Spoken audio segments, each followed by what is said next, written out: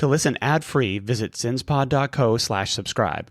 Starting at $2.99 a month, you'll also get access to our exclusive bonus content episodes when you join through Patreon or Apple subscriptions. Thanks for supporting the show. Camille Dardanes Dotson vanished from Las Vegas in September of 1994. Her friends and loved ones chased down lead after lead, hoping to find any clue of what had happened to her. 30 years later, they are still searching. Someone knows something is a phrase you've heard us say many times here on Sins and Survivors. When all the leads have dried up and all you're left with are unanswered questions and theories, finding hope can be nearly impossible. Camille's daughter Ashley hasn't given up, though, and she's asking all of us for help.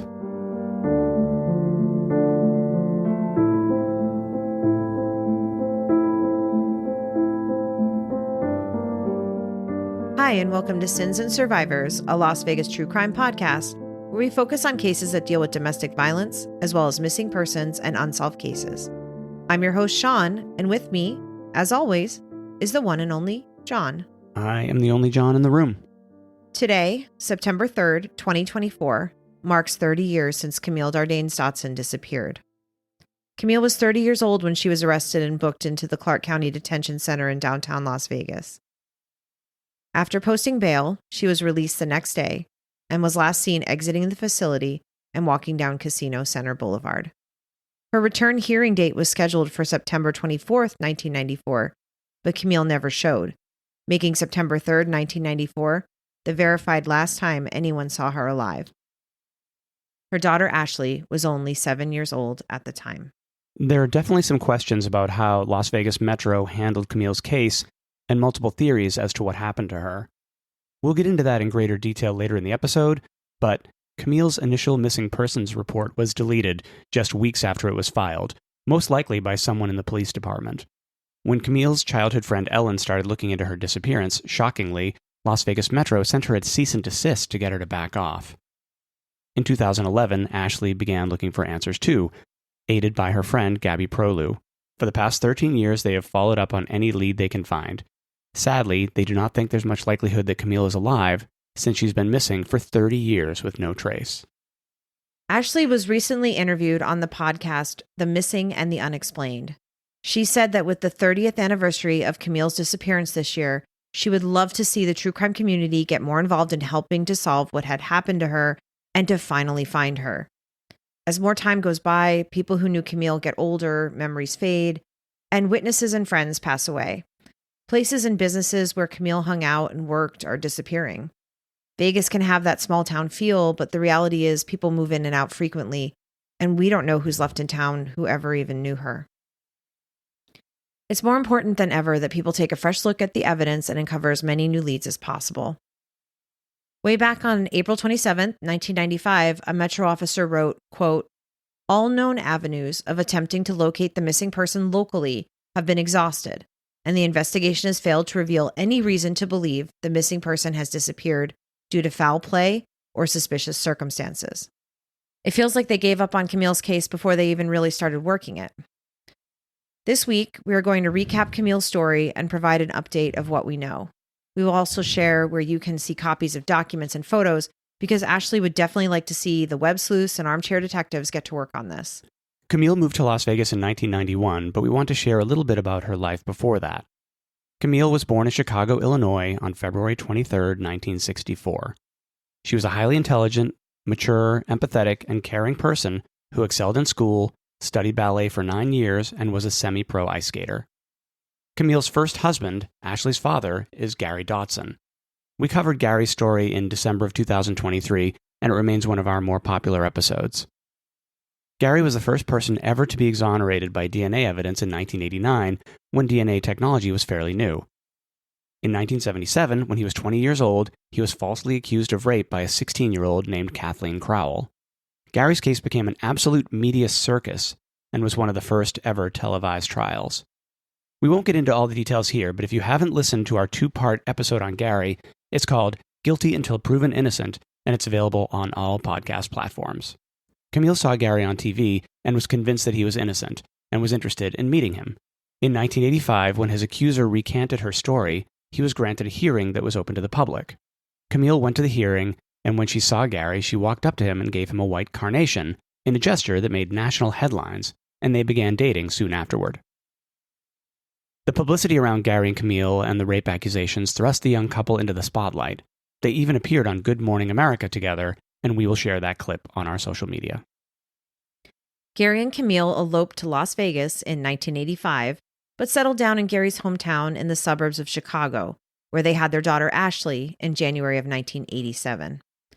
As a couple, Camille and Gary were struggling. Gary has openly referred to himself as an alcoholic, and he was drinking quite heavily and had trouble keeping a job. Camille was working as a waitress to make ends meet. During this time, Gary was arrested several times for offenses including DUIs, bar fights, failure to report to his parole officer, and domestic disturbances. On August 2nd, 1987, Camille and Gary had a serious fight. Gary and Camille took a six-pack of beer and their daughter to the beach that Sunday afternoon and later met up with friends. In the car on the way home, Camille and Gary got into an argument. Baby Ashley was in the car, Camille was driving, and she stopped the car reportedly in the middle of the street. Gary, who had been drinking, slapped or hit Camille as she tried to get out of the car. Gary then grabbed baby Ashley and fled down the street with her, with Camille chasing after them. A police car drove by and Camille flagged them down. She told the officer that Gary was drunk and that he had threatened to kill their baby and that he had beaten her and ran off with the child. Thankfully, Gary was found sitting in an alley nearby with Ashley, who was safe. There's no excuse for Gary's behavior later in their marriage, but it's clear he was struggling with alcohol addiction, adjusting to life after prison, and carrying the stigma of his rape conviction, and he had been unemployed for many years. We've discussed in previous episodes how stress in a relationship, things like financial stress and substance use disorders, can be risk factors for domestic violence. Gary was placed under arrest and charged with domestic battery.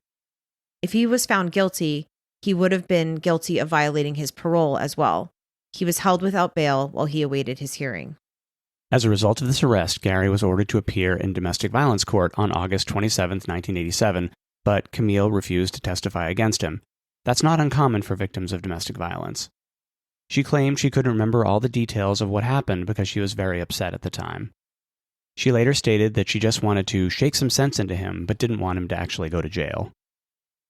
In 1989, Gary was formally exonerated by DNA evidence, but because his abusive behavior and drinking continued, Camille filed for divorce. At this point, for both Camille and Gary, it appears that the coverage of their lives and relationship trailed off. Camille's relationship with Gary was over, and his rape conviction was legally behind him, with no doubt of his innocence.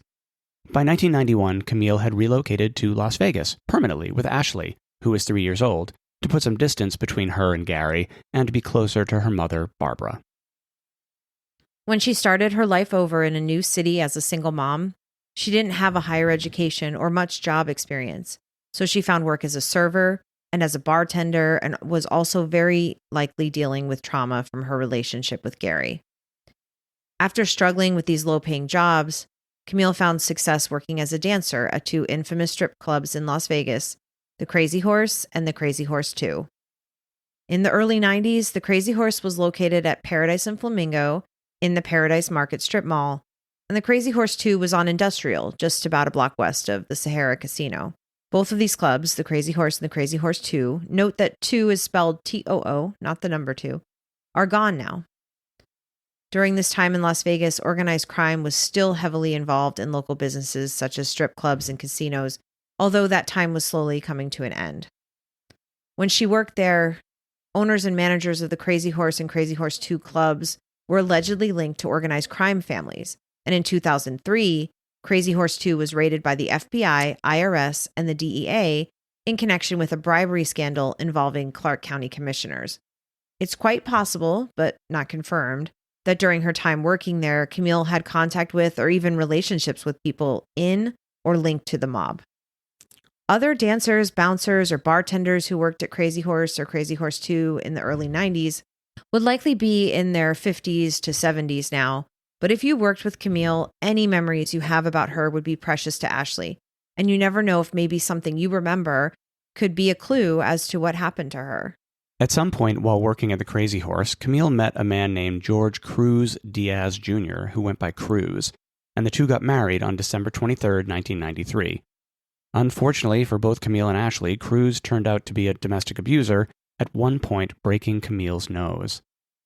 It seemed like it was around this time that Camille continued her downward spiral and began using drugs, and got involved in sex work, and Camille was arrested several times. Although her life was seemingly quite a mess, she had the presence of mind to see that all this was very bad for Ashley. Shortly after that, Camille's mother Barbara decided to move back to Chicago, and it was decided that it was best for Ashley to move back with Barbara for her safety and well-being. This was obviously not the environment Camille wanted Ashley to grow up in. One last piece of evidence that Gabby and Ashley were able to locate is an arrest report for Camille from December 15, 1993, which occurred just 2 weeks before her marriage to Cruz. The document states that Metro was dispatched to 1809 South Las Vegas Boulevard, and the report reads, "I was dispatched to a disturbance call, referenced a male beating up a female, and I contacted Camille Dotson, and upon a records check found," and then about 3 lines of text are redacted, and that's where the document ends. This arrest report feeds into one theory about her disappearance that we'll get into a little later. Before we move on, let's pause for a quick message from Melanie at the Open Investigation podcast. Their first episode drops today, so when you're done here, please go subscribe and listen. On a hot summer day in 1976, a 10-year-old boy vanished from a public swimming pool without a trace. His name was Andy Puglisi, and he was my friend. Since the young boy disappeared on Sunday night, the search has been mounted in earnest, with hundreds of volunteers participating. I remember walking the whole projects, calling his name, and asking everybody I saw, "Have you seen Andy? Have you seen Andy?" He literally vanished like a puff of smoke. I was one of the last children with Andy the day he vanished. I never understood why the adults couldn't find him. At 9 years old, I made a promise to myself and Andy. When I grew up, I would try to find him. This is Open Investigation, a true crime podcast about the search for answers to the disappearance of my childhood friend and the incredible story of dozens of other missing children who disappeared or were found murdered around the same time Andy vanished, based on an Emmy Award-winning HBO documentary I produced and directed called Have You Seen Andy? I naively expected I'd be able to move on. I didn't realize that the more I searched, the more I would find. Melanie won the 2008 Emmy Award for her HBO documentary Have You Seen Andy, which is also the subject of the podcast, so we are expecting great things. Visit HaveYouSeenAndy/podcast or just search wherever you get your podcasts. And now, back to Camille. Her abusive marriage to Cruz was mercifully short-lived, and by September of 1994, she had left Cruz for good. Oddly, though, according to information uncovered by Ashley and Gabby, Cruz never filed for divorce. He seemed pretty blasé about her leaving and also by her eventual disappearance. At times, he even denied knowing Camille and definitely denied knowing anything about her disappearance. Cruz got remarried in 2021 to a woman we'll call Diana, which was helpful because it allowed us to confirm that he did, in fact, know Camille, despite what he claimed. Both Ashley and I were able to pull a copy of the marriage certificate for Cruz and Camille, as well as for his 2021 marriage. This is important information because when Cruz was asked about Camille, he stated he never married Camille and that his identity must have been stolen. But the signatures on both marriage certificates, place of birth, birth date, names, and places of birth for Cruz's parents all match up perfectly, meaning that he was lying about not knowing Camille. Also, Camille's sister-in-law, her brother's wife, was also able to identify Cruz in a photo lineup that individuals researching Camille's case were able to provide to her. She remembered Cruz from meeting him in 1993 when he and Camille came to visit in Chicago and slept over at her house. Ashley and Gabby are certain Cruz is the man who married Camille, and I think all of us are very confused and suspicious based on his continued claims of not knowing her. Ashley and Gabby's research uncovered that Cruz moved to Salt Lake City shortly after Camille disappeared. He was arrested twice in 1997 for domestic violence and assault, and in 1999, he was arrested for attempted murder in Henderson.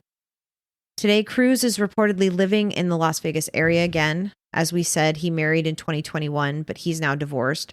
We have reports that Diana found out about his past and avoids him, but she had encouraged him to come forward with information about Camille. After Camille left Cruz in 1994, things got even worse when she met Francisco Kiko Fernandez. Our research shows that she was living with Fernandez after she and Cruz separated. Fernandez has a long criminal history, including several domestic battery charges, including one that was particularly concerning with strangulation involved. We've talked recently about how strangulation is a huge red flag and statistically often a precursor to murder. During that time, Camille was still in contact with Ashley via phone. They talked in the summer of 1994. Ashley recalled that her mom sounded really upset and told her to be a good girl for Nana. Looking back at that, Ashley has said that it felt grim and seemed almost like her mom was saying goodbye. Sadly, that was the last time Ashley would ever hear from her mom.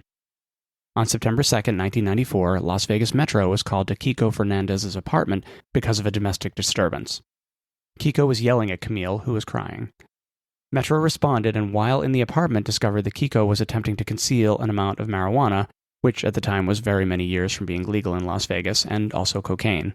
The package of marijuana was even labeled for Kiko, so there wasn't a lot of room for Kiko to deny that it was his. Unfortunately for Camille, they were both arrested and booked into the Clark County Detention Center in downtown Las Vegas.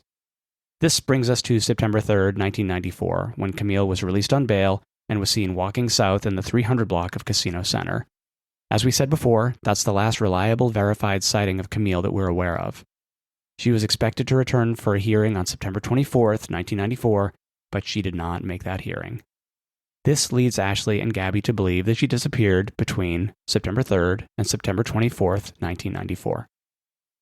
Camille's mother, Barbara, moved back to Las Vegas in the spring of 1995. At that point, they hadn't heard from Camille in months. It was odd, but they were hoping that it was easily explained, possibly by Camille being back in jail.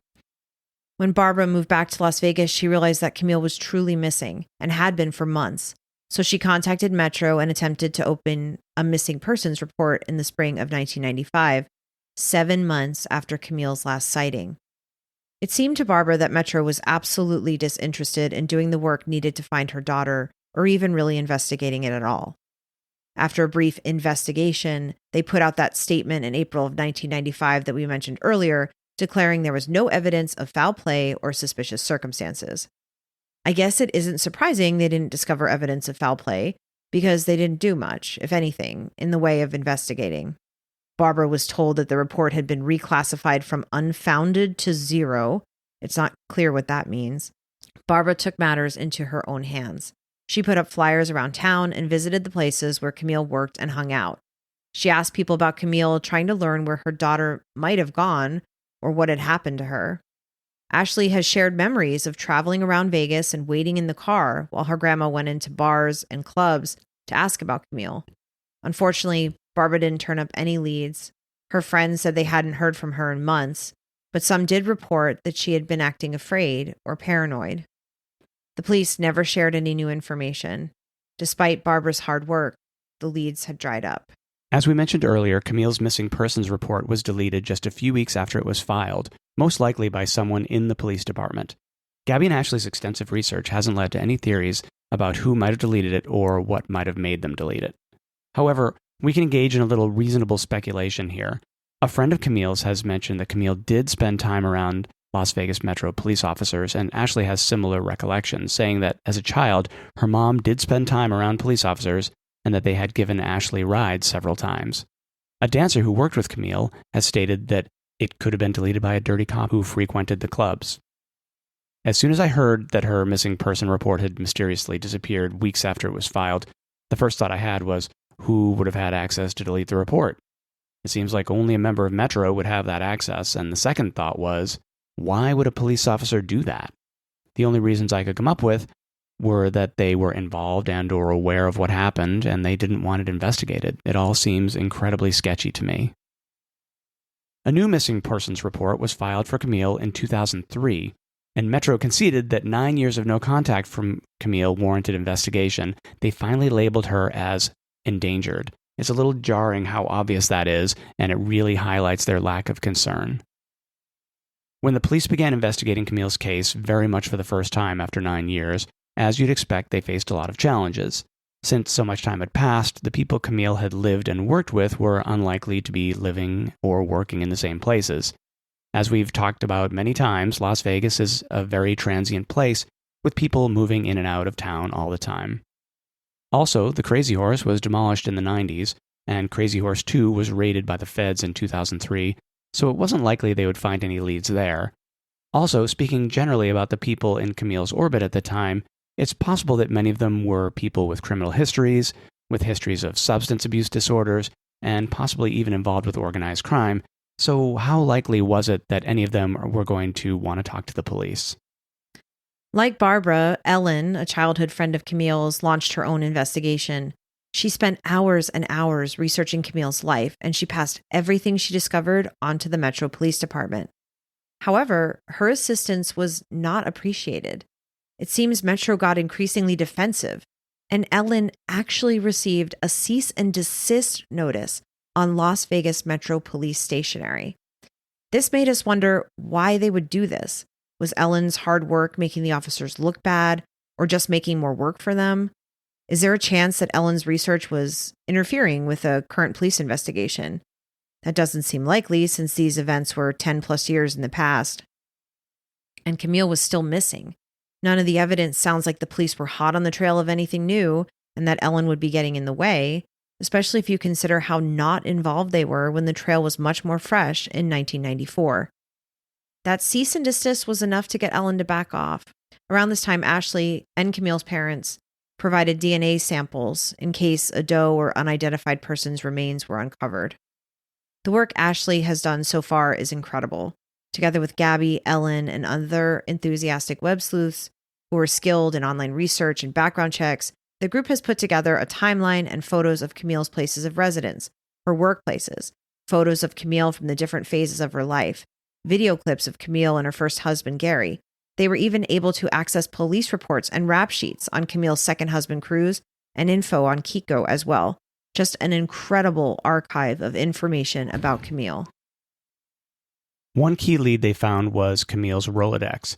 For people who might not be familiar with what a Rolodex is, it's basically a mini filing cabinet device that people would keep near their landline phones, and you'd handwrite people's contact info on these little cards, and kind of like a hard copy version of your cell phone's contact list.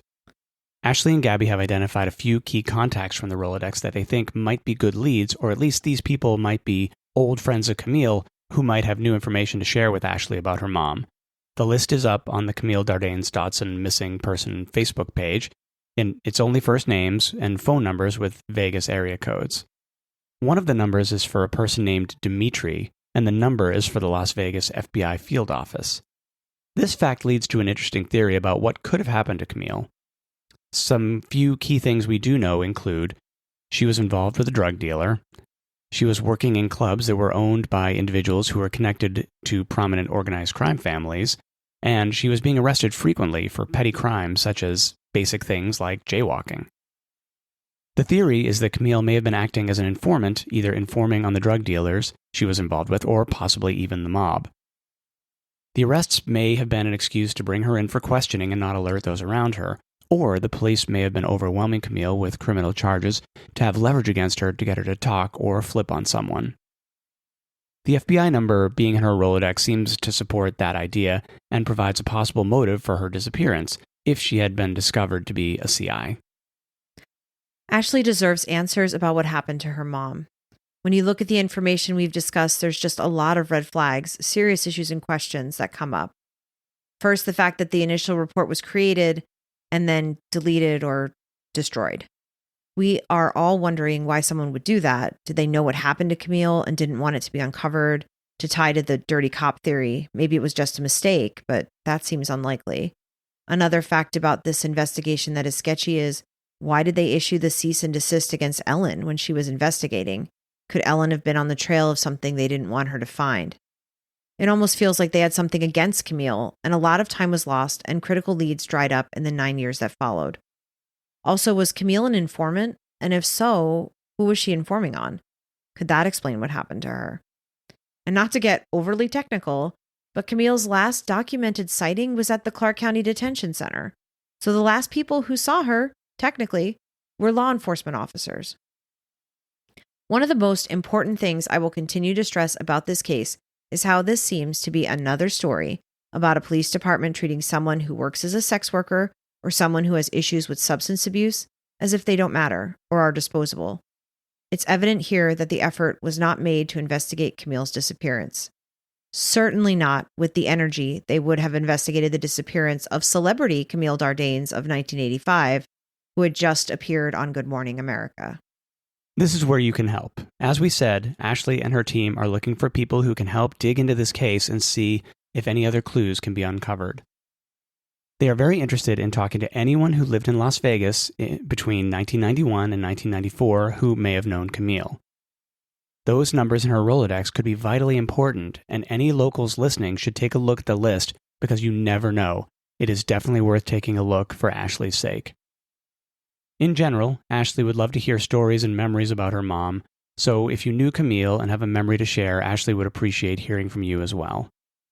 As we mentioned, Ashley did provide her DNA for testing against any Jane Does, and Camille is listed on the Doe Network and on NamUs, and so far several Jane Doe cases fitting Camille's description and timeline have been ruled out as being Camille. Camille is Ashley's mom and Barbara's daughter, and has so many other family members and friends who love her and deserve answers. Camille is a Caucasian female with brown hair and brown or hazel eyes. She's 5 feet 7 inches tall and weighs between 125 and 145 pounds.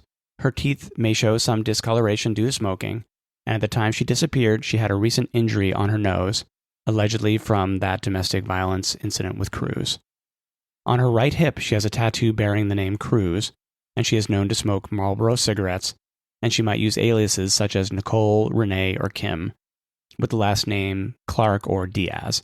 She was born in 1964 and disappeared in 1994 at the age of 30 years old. She would be 60 years old today.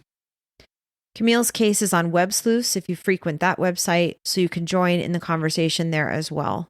Please visit the Facebook page and findcamille.com to see photos of Camille from different times in her life and see photos of where she lived and worked and was known to hang out.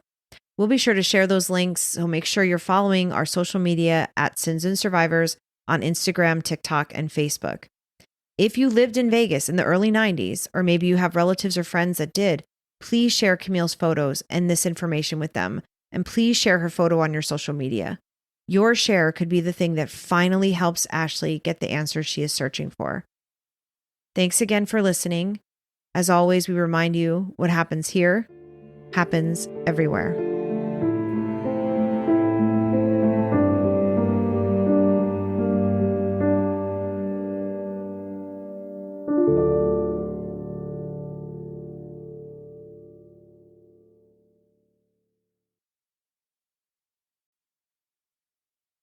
Thanks for listening.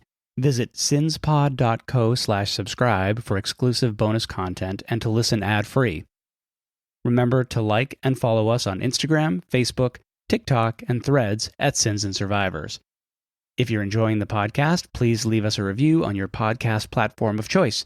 You can contact us at questions@sinsandsurvivors.com. If you or someone you know is affected by domestic violence or needs support, please reach out to local resources or the National Domestic Violence Hotline. A list of resources is available on our website, sinsandsurvivors.com. Sins and Survivors, a Las Vegas true crime podcast, is researched, written, and produced by your hosts, Sean and John. The information shared in this podcast is accurate at the time of recording. If you have questions, concerns, or corrections, please email us. Links to source material for this episode can be found on our website, sinsandsurvivors.com. The views and opinions expressed in this podcast are solely those of the podcast creators, hosts, and their guests. All individuals are innocent until proven guilty. This content does not constitute legal advice. Listeners are encouraged to consult with legal professionals for guidance.